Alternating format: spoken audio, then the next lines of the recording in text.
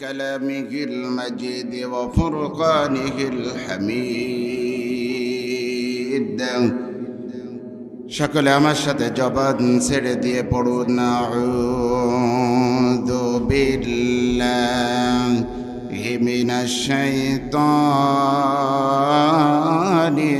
রাজীম বিসমিল্লাহির রাহমানির রাহিম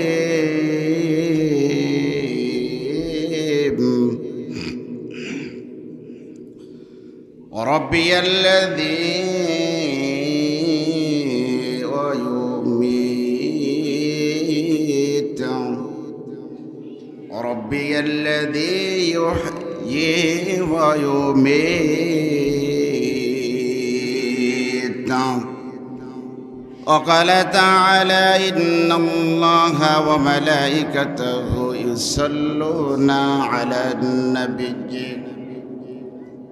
يا أيها الذين آمنوا صلوا عليه وسلموا تسليما اللهم محبতের সাথে সকলেই জবান ছেড়ে দিয়ে পড়ুন আল্লাহুম্মা সাল্লি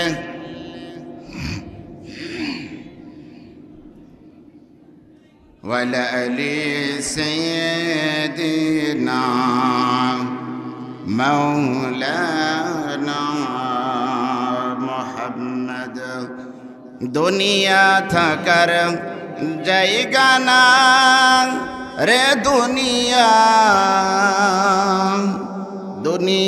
থাকার জায়গা না দুনিয়া থাকার জায়গা না রে দুনিয়া থাকার জায়গা না না ফেরার দেশে যাইবা একদিন ফেসে ওপারের দেশে যাইবা একদিন ফেসে আর তো ফিরায় আইবা না দুনিয়া থাকার জায়গা না আল্লাহুম্মা সাল্লি মহব্বতের সাথে পড়ে ওয়ালা আলি সাইয়্যিদিনা মাওলানা নাকের কাছে জীবন তোমার মরণ ঘাড়ের পিছে প্রাণ পাখি দিলে ফাঁকি সবই তোমার মিছে নাকের কাছে জীবন তোমার মরণ ঘাড়ের পিঠে প্রাণ পাখি দিলে ফাঁকি সবই তোমার মুছে চোখ বুঝিলে আর তো তুমি চোখ মুজিলে আর তো তুমি ফিরায় আইবা না দুনিয়া থাকার জায়গা না দুনিয়া থাকার জায়গা না রে দুনিয়া থাকার জায়গা না কথা বলেন ঠিক না বেঠিক শুকরিয়া আদায় করছি সেই মালিকের দরবারে যে মালিক আমাদেরকে মকবুল আহমদ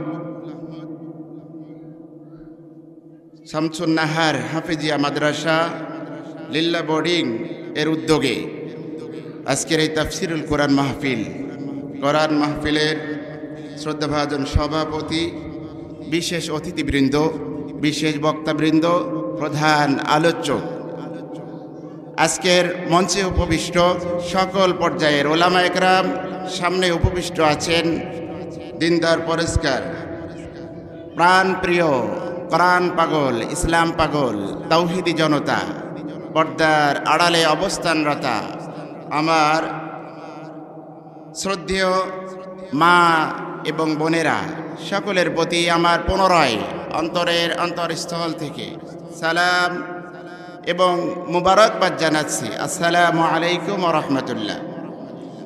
আপনারা সকলে কেমন আছেন? আজকের এই মাহফিলে আসতে পেরে আপনারা খুশি না বেজার? সবাই খুশি না বেজার? অল্প না বেশি? আপনারা কি 5 তারিখের আগে আছেন না পরে আছেন? সবাই 5 তারিখের আগে না পরে? এখন কি ভিতরে আর ভয় আছে? আমরা পালাবো না, আমরা পালাবো, আমরা পালানোর জাতি নাই। মুসলমান কখনো মানে বাতিলের কাছে মাথা নত করে পালায় না, কথা বলেন ঠিক না বেঠিক? মুসলমান হচ্ছে সিংহের জাত, এই জাত কখনো বাতিলের কাছে মাথা নত করে না। যতক্ষণ বাঁচবে সিংহর মতো বাঁচবে, অহংকার দিয়ে বাঁচবে, যখন মরবে সিংহর মতো মরবে, কথা বলেন ঠিক না বেঠিক? এই জন্য বাংলার জমিনটা যতই ভয়াবহ অবস্থায় যারা এনেছিল, বাংলার জমিনটা যারাই থরথর করে কাঁপাচ্ছিল, বাংলার জমিনের 18 কোটি তৌহিদি জনতাদেরকে যারাই লাঞ্ছনার গঞ্জনার স্বীকারোক্তি করেছিল, তারা বাংলার জমিন থেকে আজকে মাত্র 45 মিনিটের ব্যবধানে বাংলার জমিন ছাড়তে বাধ্য হয়েছে, কথা বলেন ঠিক না বেঠিক? কত রকমের খাবার তৈরি ছিল, আপনারা সবাই জানেন ইতিহাস। কত রকমের খাবারের আইটেম যে সামনে ছিল, যখনই আলটিমেটাম আসলো মাত্র 45 মিনিট সময় তোমার আর থাকা যাবে না। সুবহানাল্লাহ বলেন। আপনারা বেজার, এতে বেজার, আপনারা বেজার নয়। ছোট্ট কথা আপনাদের সামনে যতটুকু না কথা বলবো কোরআন এবং সুন্নাহ থেকেই বলার চেষ্টা করবো ইনশাআল্লাহ। সম্মানিত উপস্থিতি তৌহিদি জনতা, এই জন্য নতশিরের প্রশংসা আদায় করছি সেই মালিকের দরবারে, যেই মালিক আমাদেরকে সব মানে প্রতিকূল অবস্থাকে দূর করে দিয়ে আমাদের কোরআন এবং সুন্নাহর দিকটা অন্তত পক্ষে অনুকূলে নিয়ে এসে দিয়েছেন। শুকরিয়া আদায় করছি, সকলে বলছি আলহামদুলিল্লাহ। আরো জোরে বলেন আলহামদুলিল্লাহ। বিশ্বনেতার প্রতি দরুদ সালাম, যারা নিত বিধান আল কোরআন আপনি যদি আপনার জীবনে ধারণ করতে পারেন, আপনি যদি আপনার বুকে ধারণ করতে পারেন, আপনার জীবনটা হযরত উমরের মতো পরিবর্তন হলেও হতে পারেন, কথা বলেন ঠিক না বেঠিক? এই জন্য সেই নবীর প্রতি ভক্তি ভরা কণ্ঠে একবার দরুদ আর সালাম পড়ছি, সকলে বলছি সাল্লাল্লাহু আলাইহি ওয়াসাল্লাম। শাহাদাতের তামান্না কামনা করছি, যারা বাংলার সবুজ ভূখণ্ডকে নতুন করে আরেকবার রক্ত রঞ্জিত করল, যারা ওই 1971 সালে 25শে কালো রাতকে হার মানিয়ে দিয়ে নতুন করে বাংলার জমিনটা আরেকবার স্বাধীনতা এনে দিল, তাদের সকলকে আল্লাহ তাআলা যেন শাহাদাতের তামান্নায় ভূষিত করুক, সকলে বলুন আমিন। এতে আপনারা খুশি না বেজার? যারা বাংলার জমিনের জন্য জীবন দিল, বুকটা টান টান করে ওই আবু সাইদ রংপুরের মাঠে, রংপুরের রাস্তায় দাঁড়িয়ে বলেছিল, বুকের ভিতরে বইছে ঝড়, বুকটা টান টান করে দিয়ে বলেছিল, বুক পেতেছি গুলি কর, কার কত গুলি আছে, কোন বন্দুকের কত গুলি আছে, রাস্তা ছাড়বো না, রাজপথ ছাড়বো না, যতক্ষণ পর্যন্ত বাংলার জমিনের মানুষ আরেকবার স্বাধীনতা অর্জন করবে, কথা বলেন ঠিক না বেঠিক? সম্মানিত তৌহিদি জনতা, সম্মানিত আপনজনের আমার, আমরা ওই দৃশ্য পেয়েছি, কিন্তু এখনো কি আমরা স্বাধীন হয়েছি? কথা বলে না, স্বাধীন হয়েছি? এখনো কিন্তু আমরা স্বাধীনতা ফিরে পাই নাই। আসলে আমরা 1971 সালের স্বাধীনতা বইয়ের পাতায় পড়েছি, কথা ঠিক আছে না? 1971 সালের এই যে 25শে মার্চকে কালো রাত্রি বলা হয়, আসলে এই ইতিহাসগুলো আমরা শুনেই এসেছি, বইয়ের পাতায় পড়ে এসেছি। আসলে বাস্তবতায় কি অতটুকু না সত্য ছিল না মিথ্যা ছিল, শুধু শুনেই এসেছি কল্পনার সাথে। বাস্তবে দেখলাম 2024 সালেই 5 আগস্টের আগে যখন আপনি দেখলেন ওই যে সায়দাবাদ যাত্রাবাড়ি ফ্লাইওভারের নিচে একই বন্দুকের গুলিতে 2-3 করে যখন সংঘাতবরণ করছিল, আপনার ধানের আর চাউলের বস্তা যেমন মানে ভ্যান লোড করে, এরপরে ট্রেলার লোড করে, ট্র্যাক্টর লোড করে, ধানের আর চাউলের বস্তার মতো করে যে সমস্ত ভাইদেরকে লাশগুলো বস্তার মতো করে লোড করা হচ্ছিল, ধরে ধরে পাখির মতো গুলি করা হচ্ছিল। আপনি বলেন তো ওই যে ইয়ামিন ভাইয়ের কি অপরাধ ছিল? পুলিশের সাজুয়া জান থেকে যখন ও ঠ্যাং ধরে মাটিতে ফেলা হচ্ছিল, তখনও তার প্রাণ প্রদীপটা ধুক ধুক করে নড়ছিল, কথা বলেন ঠিক না বেঠিক? এই সমস্ত দৃশ্যগুলো কি অপরাধ ছিল? ওই সমস্ত ছাত্রদের কি অপরাধ ছিল? ওই সমস্ত ছোট্ট ছোট্ট মাসুম বাচ্চাদের, তাদের একটাই অপরাধ ছিল, বাংলাদেশটা আমাদের কোনো চাওয়া নেই, বাংলাদেশটা নতুন করে আবার একবার স্বাধীন হোক, কথা বলেন ঠিক না বেঠিক? সম্মানিত তৌহিদি জনতা, অপরাধের কারণে কি আপনি দুনিয়ার থেকে তাদেরকে চিরবিদায় করে দিবেন? ওই দিন নমরুদ ইব্রাহিম আলাইহিস সালাতু ওয়াস সালামকে বলেছিল, রব্বি আল্লাযী ইউহয়ী ওয়া ইউমীত। নমরুদ সেই দিন জিজ্ঞাসা করেছিল, ইব্রাহিম তুমি তো খুব বড় বড় কথা বলছো শুনতে পাচ্ছি, আমার এই রাজপ্রাসাদটা নতুন করে আগুন জ্বালিয়ে দেওয়ার জন্য তোমরা ষড়যন্ত্র করছো, আর এই ষড়যন্ত্র নেতৃত্ব জায়গায় বসে আছো তুমি। ইব্রাহিম আলাইহিস সালাতু ওয়াস সালামকে এমন করে রাজমহলে ডেকে আনা হলো। নমরুদ ইব্রাহিম আলাইহিস সালাতু ওয়াস সালামকে ঠান্ডা মাথায় বলল, ইব্রাহিম শুনে রাখো, তোমার কাছে আমি একটা প্রশ্ন করতে চাই। নমরুদ সেই দিন ইব্রাহিম আলাইহিস সালাতু ওয়াস সালামকে একটা প্রশ্ন করেছিল, বলল তুমি উপাস্য মানো কাকে? জোরে বলেন। নমরুদ সেই দিন ইব্রাহিম আলাইহিস সালাতু ওয়াস সালামকে উপাস্য হিসাবে জিজ্ঞাসা করেছিল। নমরুদ বলেছিল, উপাস্য তুমি আমাকে মানো না তুমি অন্য কাউকে মানো? ইব্রাহিম আলাইহিস সালাতু ওয়াস সালাম সেই দিন সাহসিকতার সাথে আল্লাহর দিকে তাওয়াক্কুল করে আঙ্গুলটা উঁচু করে বলেছিল, নমরুদ তোমার অনেক ক্ষমতা থাকতে পারে, তোমার অনেক দাপট থাকতে পারে, অনেক বাহাদুরি থাকতে পারে, অনেক অর্থ করে থাকতে পারে, কিন্তু একটা জিনিস মনে রাখবে, উপাস্য তুমি আমার কখনো ছিলে না, হতেও পারো না, ভবিষ্যতেও হবে না, এটা কল্পনারও বাইরে। তুমি নমরুদ আমার উপাস্য নাও। আল্লাহু আকবার বলেন, আল্লাহু আকবার বলেন। একান্ত আপনজনের আমার, বাংলার জমিনে যাদেরকে লাঞ্ছনা বছরের পর বছর আল্লামা দেলওয়ার হোসেন সাঈদীকে 13 বছর জেলখানার ভিতরে, জেলখানার ওই প্রখর কাষ্টের ভিতরে আবদ্ধ করে রেখেছিল, আল্লামা দেলওয়ার হোসেন সাঈদীর একটাই অপরাধ ছিল, বাংলার জমিন নয় গোটা পৃথিবীতে কোরআনের রাজ কায়েম হবে। এই দৃশ্য দেখার মতো তৌফিক যেন আল্লামা দেলওয়ার হোসেন সাঈদী দেখতে পায়, এই তামান্না নিয়ে দীর্ঘ 13টা বছর জালিমের কাষ্টের ভিতরে জীবন যাপন করেছে। তারপরেও নমরুদের মতো জাতির কাছে মাথা নত করে নাই। কথা বলেন ঠিক না বেঠিক? এটা সত্য না মিথ্যা? জোরে বলেন, সত্য না মিথ্যা? এই যে মাত্র কয়েকদিন আগেই, মানে 2 দিন, 1 দিন আগেই এটিএম আজহারুল ইসলামকে নিঃশর্তে মুক্তি দিতে হয়েছে। দীর্ঘ 13 থেকে 14 বছর জেলখানার ভিতরে আবদ্ধ ছিল। অপরাধ কি ছিল জানেন? শুধু অপরাধ ছিল একটাই, আপনার কাছ থেকে সম্পদ নেবে, এমন কোনো অপরাধ তাদের ছিল না। আপনার কাছ থেকে মেলা ব্যাংক ব্যালেন্স করতে হবে, এমন কিছু অপরাধ তাদের ছিল না। শুধু একটাই অপরাধ ছিল, আল্লাহর জমিনে আল্লাহর দিন বাস্তবায়ন। কথা বলেন, জোরে বলেন ঠিক না ঠিক? একান্ত আপনজনের আমার, আপনিও চান আমিও চাই, কিন্তু আমার চাওয়াটা শুধু মসজিদের 4 দেওয়ালের মাঝখানে থাকে। আমার চাওয়াটা হয়তো আমার 4 দেওয়ালের ঘরের মধ্যেই থাকে, আমার চাওয়াটা হয়তো আমার অন্তর পর্যন্ত শেষ থাকে। আর তাদের চাওয়াটা বিশাল ব্যাপকতা ছিল, তাদের চাওয়াটা বিশাল পরিসর ছিল। সারা বাংলাদেশ নাই, গোটা পৃথিবীর মানুষ জানতো তারা আল্লাহর জমিনে আল্লাহর দিন কায়েম চায়। কথা বলেন ঠিক না বেঠিক? একান্ত আপনজনের আমার, নমরুদ সেই দিন ইব্রাহিম আলাইহিস সালাতু ওয়াস সালামকে প্রশ্ন করল, ও হে ইব্রাহিম তুমি শুনে রাখো, আমি নমরুদ বিশাল বড় ক্ষমতার অধিকারী, আমার বিশাল ক্ষমতা আছে। তুমি যদি আমার কাছে আমার উপাস্য হিসাবে স্বীকৃতি দাও, আমাকে উপাস্য হিসাবে মেনে নাও, তাহলে ও ইব্রাহিম তোমার যত ধরনের নাজ নিয়ামত আছে, যত পুরস্কার আছে, সব পুরস্কারে ভূষিত করব, শুধু আমাকে উপাস্য হিসাবে মেনে নাও। একান্ত আপনজনেরা আমার, ওই দিন ইব্রাহিম আলাইহিস সালাতু ওয়াস সালাম বলেছিল, রব্বিয়াল্লাযী ইউহয়ী ওয়া ইউমীত। জোরে বলেন আল্লাহু আকবার। একান্ত আপনজনেরা আমার, ইব্রাহিম আলাইহিস সালাতু ওয়াস সালাম নমরুদের সামনে সেই দিন বলেছিল, ও নমরুদ শুনে রাখো, আমার উপাস্য হলো যার হাতে আমার মৃত্যু, যার হাতে আমার জীবন, তিনিই হলো আমার উপাস্য। তাকে আমি সিজদা করে, তার আমি গোলামি করে।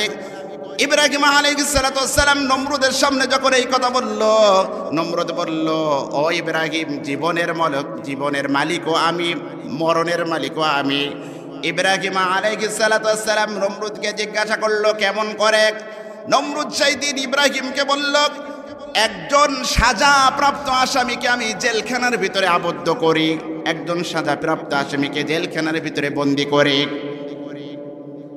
এরপরে জেলখানার ভিতরে আমি চাইলে তাকে খালাস দিয়ে দিই, আর যদি আমার মনে হয় তাকে দুনিয়ায় বাঁচিয়ে রাখা যাবে না, এত দুঃখ রাখব কোথায় রাখার জায়গা নাই ভাইরে, এত দুঃখ রাখব কোথায় রাখার জায়গা নাই, আমাদেরই কপালেতে শান্তি বুঝি নাই ভাইরে, আমাদেরই কপালেতে শান্তি বুঝি নাই।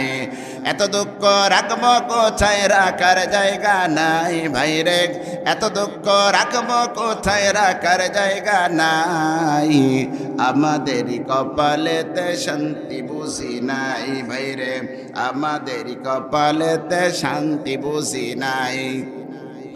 পাঁচ ওয়াক্ত নামাজ পড়ে কপালে তার দাগ, মক্কাতে যায় হাজি সাহেব না, মক্কাতে যায় নামের আগে লাগায় হাজি সাহেব ভাইরে। পাঁচ ওয়াক্ত নামাজ পড়ে কপালে তার দাগ, মক্কাতে যায় নামের আগে লাগায় হাজি সাহেব ভাইরে।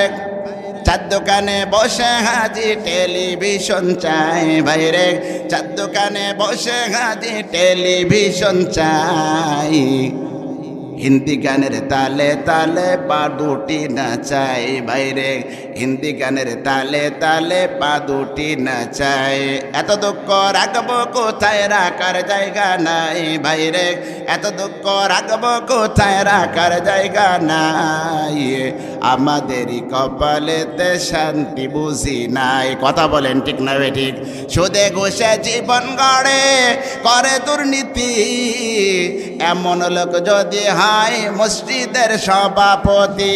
কথা বলেন, সুদে ঘুষে জীবন গড়ে করে দুর্নীতি, এমন লোক যদি হয় মাদ্রাসার সভাপতি। আরে উচিত কথা বলতে গেলে মোল্লার চাকরি নাই ভাইরে, উচিত কথা বলতে গেলে মোল্লার চাকরি নাই, আমাদেরই কপালেতে শান্তি বুঝি নাই ভাইরে, আমাদেরই কপালেতে শান্তি বুঝি নাই। জোরে বলেন মারহাবা। একান্ত আপনজনের আমার নমরুদ ইব্রাহিম আলাইহিস সালাতু ওয়াস সালামকে বলল, ও ইব্রাহিম, তুমি যদি আমাকে উপাস্য হিসাবে না মানো, কারণ দেখাও, আমি মরণও দিতে পারি, জীবনও দিতে পারি। ইব্রাহিম আলাইহিস সালাতু ওয়াস সালাম নমরুদকে বলল, ও নমরুদ, কেমনে করে পারো? বললে, খালাস প্রাপ্ত আসামিকে ছেড়ে দিতে পারি, আবার জেলখানার থেকে বের করে অনেক মানুষকে আমি ফাঁসির কাস্টে ঝুলিয়ে জীবন নিয়ে নিতে পারি। তার মানে জীবন ভিক্ষা দিলাম আমি, আবার মৃত্যুবরণ করালাম আমি। ইব্রাহিম আলাইহিস সালাতু ওয়াস সালাম নমরুদকে ওই দিন বলল, ও নমরুদ, তুমি যদি এইটা করতে পারো, তোমার কাছে আমার আর একটা আবদার আছে। আল্লাহ তাআলা কোরআনুল কারীমের ভিতরে কোট করে বলে দিয়েছেন, ফাইন্নাল্লাহা ইয়াতি বিশ-শামসি মিনাল মাশরিকি ফাতি বিহা মিনাল মাগরিব। জোরে বলেন আল্লাহু আকবার। ইব্রাহিম আলাইহিস সালাতু ওয়াস সালাম নমরুদকে ওই দিন বলল, ও নমরুদ, তুমি যদি মৃত্যুকে জীবন দিতে পারো আর জীবনকে মৃত্যু দিতে পারো, তোমার কাছে একটা শর্ত, তাহলে তোমাকেই আমি উপাস্য হিসাবে মেনে নিতে পারি। আগামীকাল আমরা জানি আল্লাহ তাআলা সিস্টেম করে দিয়েছে, পূর্ব দিগন্ত থেকে সূর্য উদিত হয়, সূর্যের আলোটা পূর্ব দিগন্ত থেকে আস্তে আস্তে করে পশ্চিম দিগন্তের দিকে অস্তমিত যায়। এটা হলো আল্লাহর খেলা। ও নমরুদ, তোমার কাছে আমার চাওয়া, আগামীকাল থেকে উল্টাটা তুমি করবে, পশ্চিম দিক থেকে সূর্যটা উদিত করবে আর পূর্ব দিকে অস্তমিত যাবে। এটা যদি তুমি নমরুদ করতে পারো, আমি উপাস্য হিসাবেই তোমাকে বেড়ে নেব। একান্ত আপনজনেরা আমার, নমরুদ বুঝলো ইব্রাহিম যেন তেন মানুষ নাই। ইব্রাহিমের কাছে আমি নমরুদ হার মেনে গেলাম। ইব্রাহিমকে সেই দিন জাতির লোকের, কওমের লোকদেরকে বলল, নমরুদ বলল, এই ইব্রাহিম দেখা যায় পুষ্টি পুষ্টি মতো, ইব্রাহিম এই জাতিটা ধ্বংস করে দেবে, আমার কওমের লোকদেরকে আমার থেকে বিচ্ছিন্ন করে দেবে। সেই দিন আয়না ঘর নামক আগুনের কুণ্ডি তৈরি করেছিল। কথা বলেন ঠিক না ঠিক? আর জোরে বলেন ঠিক না ঠিক? আয়না ঘর তৈরি করেছিল, তার মানে আগুনের কুণ্ডি তৈরি করেছিল ইব্রাহিম আলাইহিস সালাতু ওয়াস সালামের জন্য। শুধুমাত্র ইব্রাহিম আলাইহিস সালাতু ওয়াস সালামের একটাই অপরাধ ছিল, নমরুদের রাষ্ট্রে ইসলাম কায়েম হবে, ইসলাম বাদ দিয়ে অন্য কোনো মতদর্শের ভিত্তিতে, ইসলাম বাদ দিয়ে অন্য কোনো জাতির কথা, অন্য কোনো মানুষের কথা এই সমাজে চলবে না। ইব্রাহিমের দোষ ছিল এটা। কথা বলেন ঠিক না ঠিক? সেই দিন নমরুদ ইব্রাহিম আলাইহিস সালামকে বলল, ও ইব্রাহিম, তোমাকে আর বাঁচিয়ে রাখা যাবে না, 40 দিন আগুনের ভিতরে তোমাকে জ্বালিয়ে দুনিয়ার থেকে আমি আমার চিরশত্রু বিদায় করে দেব। একান্ত আপনজনের আমার, সেই দিন নমরুদ ইব্রাহিম আলাইহিস সালামকে জ্বালানোর জন্য সিদ্ধান্ত নিল, জ্বালানোর প্রস্তুতি তৈরি করা হয়ে গেল। ইব্রাহিম আলাইহিস সালাম আল্লাহর কাছে বলেছিল, হাসবুনাল্লাহু নি'মাল ওয়াকিল। সুবহানাল্লাহ বলবেন না? আরো জোরে সুবহানাল্লাহ।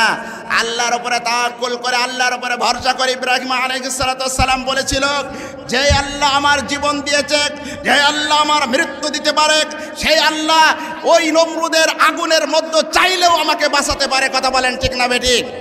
আল্লাহ চেয়েছিল আয়না ঘরের ভিতরে ওই যে ব্রিগেডার আব্দুল্লাহ আমান আজমিনকে আয়না ঘরের ভিতর থেকে বের করে বাস্তব চিত্রগুলো এখন আমাদের সামনে তুলে তুলে ধরছে। কথা বলেন ঠিক না বেঠিক? আর জোরে বলেন ঠিক না বেঠিক?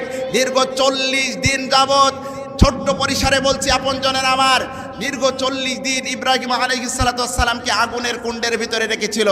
এটা সত্য না মিথ্যা? জোরে বলেন, সত্য না মিথ্যা? ইব্রাহিম আলাইহিস সালামকে চিরতরে দুনিয়ার থেকে বিদায় করে দেওয়ার জন্য যেই ষড়যন্ত্র করেছিল নমরুদ কি আসলে সেটা সাকসেস হতে পেরেছিল?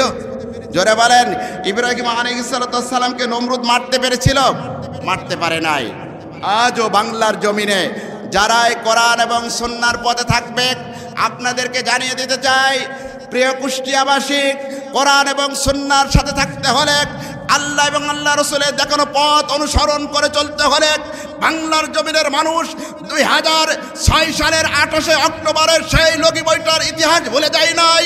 বাংলার জমিনের মানুষ 2009 সালের 57 জন আর্মির অফিসারকে বাংলার জমিন থেকে বিদায় করে দিয়ে দুনিয়ার জমিন থেকে বিদায় করে দিয়েছে। এই ইতিহাস বাংলার জমিনের মানুষ ভুলে যায় নাই। আরও বাংলার জমিনের মানুষ ভুলে যায় নাই 2013 সালে আপনাদের অঞ্চলের বুয়েট বিশ্ববিদ্যালয়ের আবরার ফাহাদকে 5 ঘন্টা পিটিয়ে দুনিয়ার থেকে বিদায় করে দিয়েছে। এই ইতিহাসও বাংলার জমিনের মানুষ ভুলে যায় নাই। কথা বলেন ঠিক না বেঠিক? 2014 সালে আপনারা সকলেই জানেন, শাপলা চত্বর হেফাজতের হাজার আলেম, হাজার মাদ্রাসার ছাত্রকে বাংলার জমিন থেকে নয় দুনিয়ার থেকে চিরতরে বিদায় করে দিয়েছে। এই ইতিহাস বাংলার জমিনের মানুষ আজ ভুলে যায় নাই। কথা বলেন ঠিক না বেঠিক? নতুন করে 2024 সালের 5ই আগস্টের আগে বাংলার জমিনের হাজারো মায়ের বুক খালি হয়েছে। বাংলার জমিনে হাজারো বাবার স্বপ্ন মানে চিরতরে মাটির সাথে বিলীন হয়ে গিয়েছে। কথা বলেন ঠিক না বেঠিক? এই ইতিহাস একটাও ভোলার মতো নাই। ভোলার মতো? জোরে বলেন, ভোলার মতো?